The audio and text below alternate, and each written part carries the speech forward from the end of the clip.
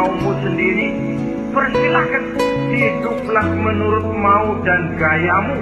Azan, ada yang sempat baca Quran. Pernah kan nemui orang yang mau mandi seperti ini? Yang sempat azan, yang sempat baca Quran, yang sempat meninggalkan wasiat-wasiat yang baik.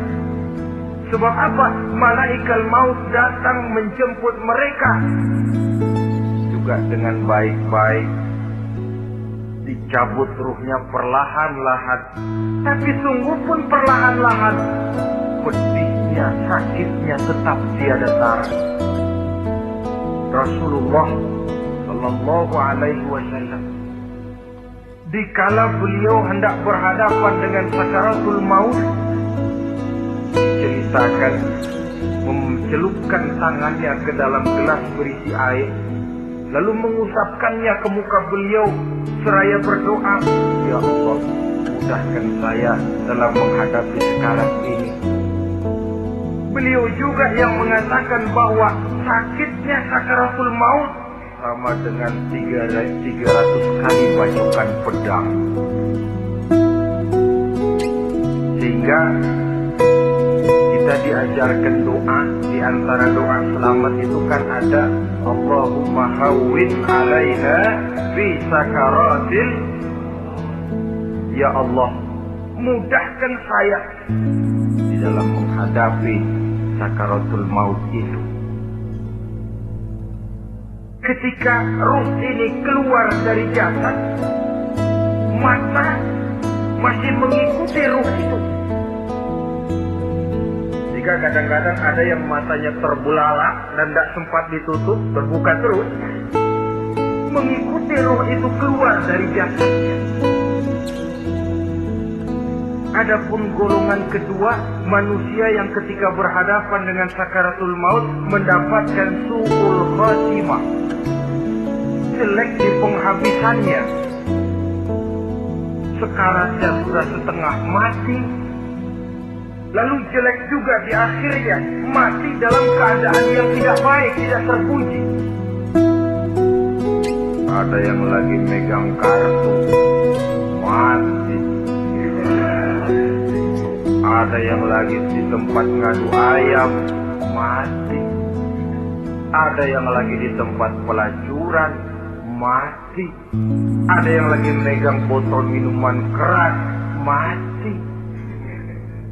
Nih barangkali malaikat maut gemes banget nariknya, lu bajingan, lu tarik terus. Mati su'ul khatimah. Makanya bagus itu. Kadang-kadang di majelis-majelis taklim kan sering dibaca, Ya Allah biha, Ya Allah biha, Ya Allah bihusnil khatimah. Kan ada itu? Ada enggak? Saudara hadirin, mohon agar oleh Allah kita diberikan husnul khatimah, baik di saat ruh akan berpisah dengan jasad.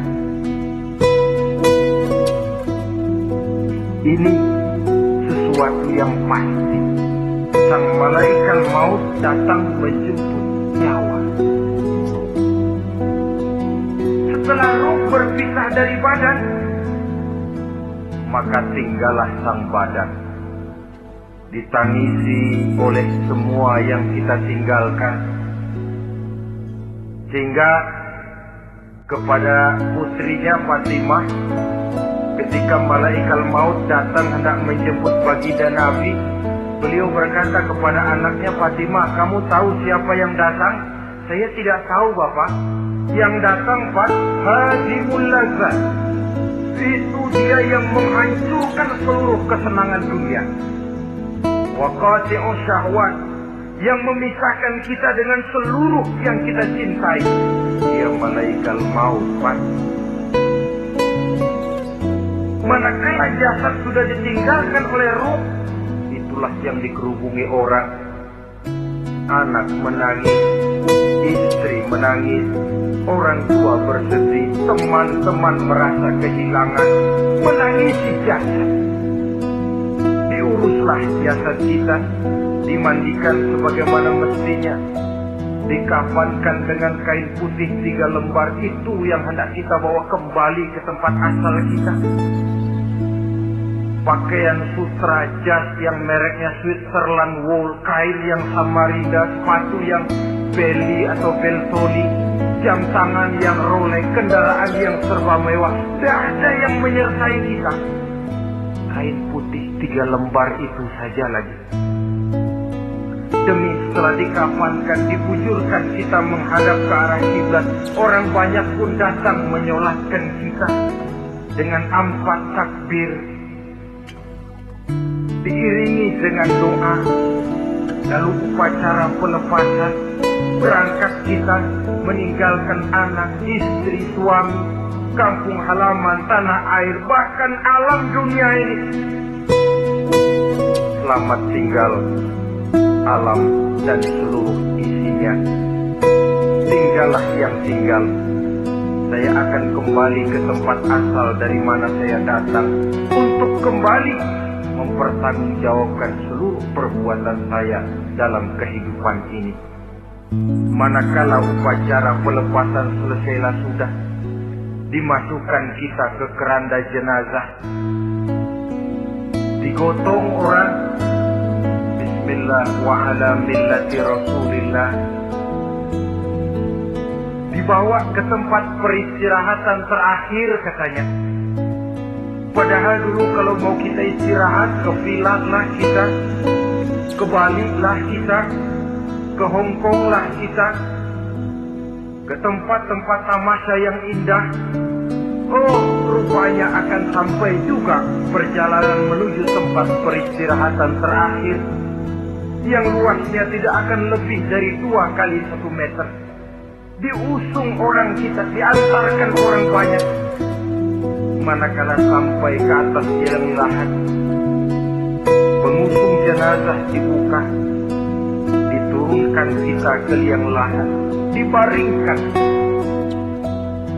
Gumpalan tanah akan jadi bantal kita. Muka dibuka, dihadapkan ke arah kiblat. Setelah itu ditutup liang lahat kita dengan kain. Masih belum kurang, diuruk dengan tanah. Yang menguruk orang-orang yang tadinya mencintai kita, menyayangi kita. Tapi ketika jasad sudah ditinggalkan ruh, habis rupanya cintanya. Coba jasad kalau sudah ditinggalkan ruh, 3 hari aja di rumah serem. Ya mayit, siapa yang betah nemenin mayit?